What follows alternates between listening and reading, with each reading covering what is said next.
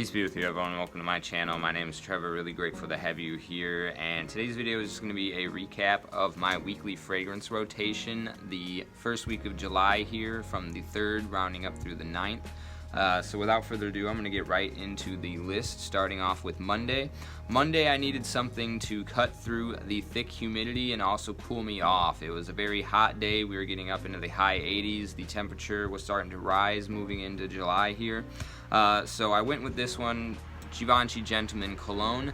There is a really nice sharp green petitgrain note in here that helped cut through that humidity really well for me, while also having some really refreshing citruses to help cool me down.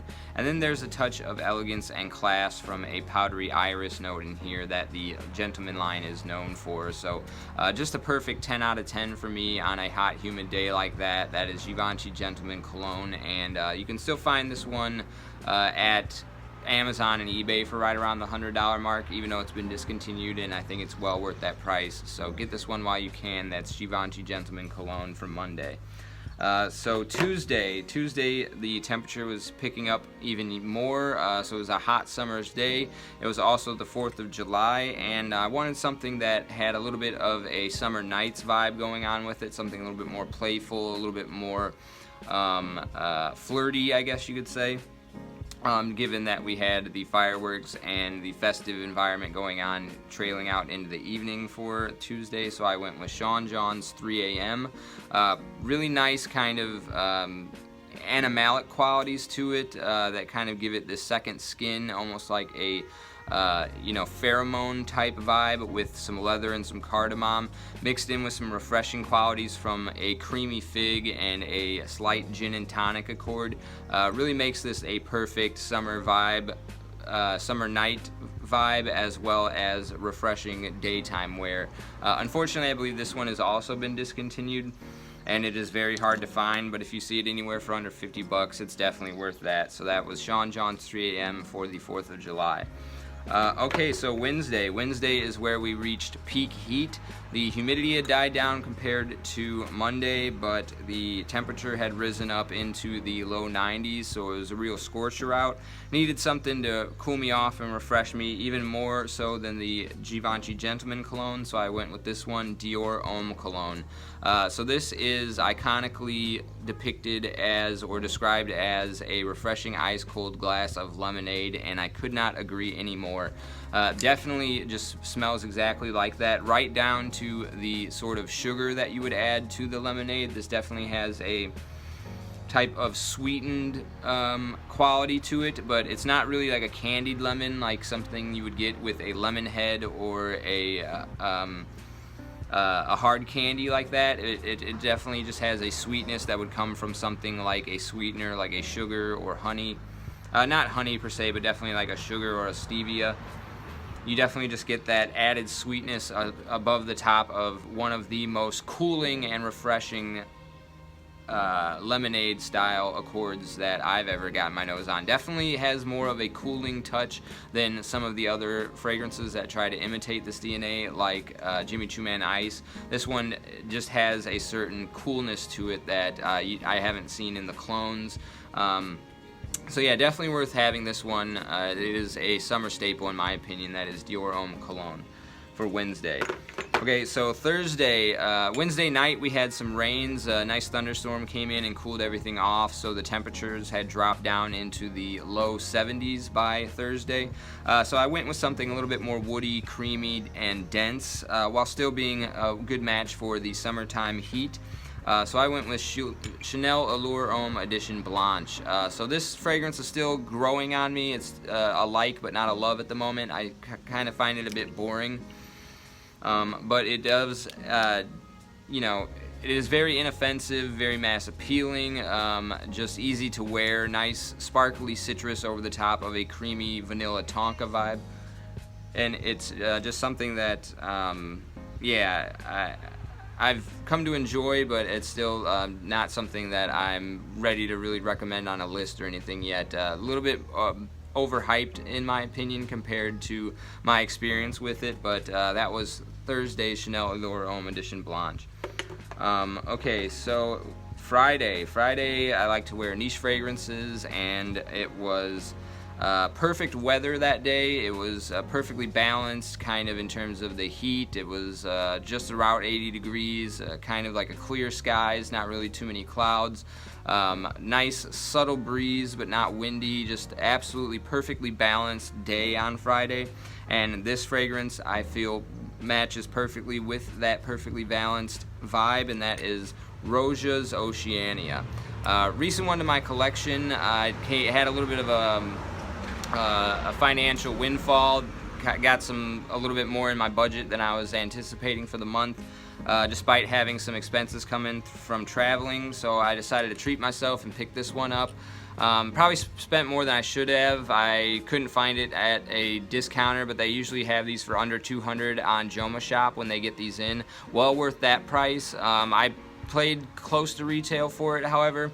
I did sample this one first and just found the scent profile so exquisite that I was happy to play close to retail for it, even though it's a very, very expensive fragrance. But yeah, just it has this really nice kind of watery violet that it's built around. It gives it a little bit of a powdery touch as well, and just some beautiful citrus, a little bit of a floral component, a powdery violet, just a magical display of summer sensuality is the best way to describe this one.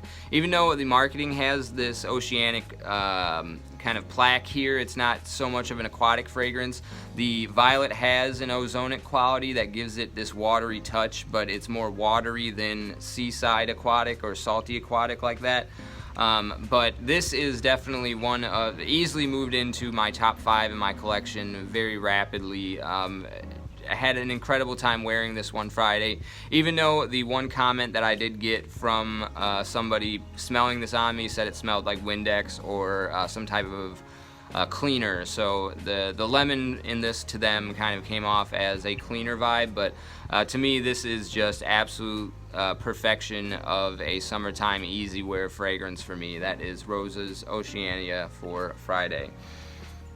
Okay, so Saturday we had some more rains. This time the rains came in the daytime instead of at the night, so I spent most of the day just kind of having the windows down, listening to the pitter-patter of the rain come in, and I felt that this was a perfect fragrance for a rainy day in the summer, and that is Jardin and Mediteranee from Hermes.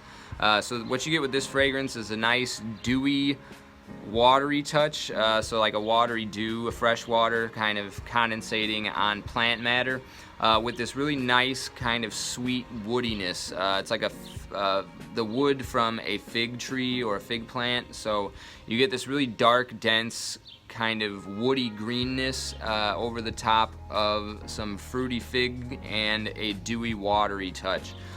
So I think this is perfect for a rainy day in the summer because it's got this depth to it and this strength and the base from the woody qualities in here that make it easily harmonious with the colder temperature drop that the rain brings, but then it has that refreshing greenness from the watery quality and the fig coming together that just makes it super refreshing as well. So even though it might be high humidity because it just got done raining in the summer, this is going to be perfect because it is refreshing from the dewy quality and then has enough base and woodiness and depth to be performing in that watery, rainy, stormy, cooling environment as well. So a perfectly composed fragrance. Unfortunately, very poor performance. I get about 2 hours with this one, which I guess the line in this bottle type was meant to be kind of like a layering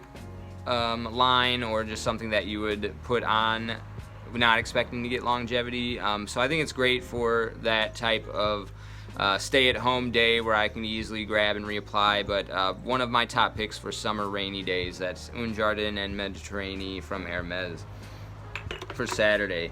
And finally on Sunday we had another day that just had kind of perfect picturesque clouds. They were nice and thick and dense and kind of filling themselves up in that sort of stormy season way. They were swelling really nicely, but they weren't quite coming together to rain yet. They were just kind of puffing themselves up perfectly on the horizon. So just kind of one of those picturesque summer days, very nice temperate environment, just a nice subtle breeze, a lot like how Friday was, although I think Friday was more cloudless skies. This had just nice puffy, picturesque clouds, and decided to go with this one. No particular reason, just felt like I wanted to get some more time with it since it was newer to my collection, and it was a fine wear. Didn't blow me away or anything, but I think it's a great easy grab in the summertime. That is Club de Nuit Milestone. I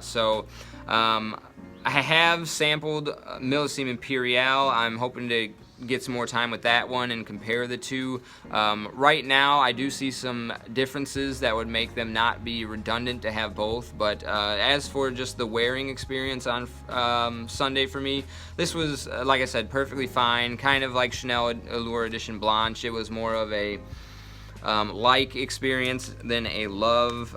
Just something easy to wear, mass appealing, but maybe not something that I would recommend just yet, or have completely fallen in love with. I just feel like there might be some other things that I could reach for in the same opportunities as this one right now, but so far I think it's a great summer staple. It has that salted watermelon vibe.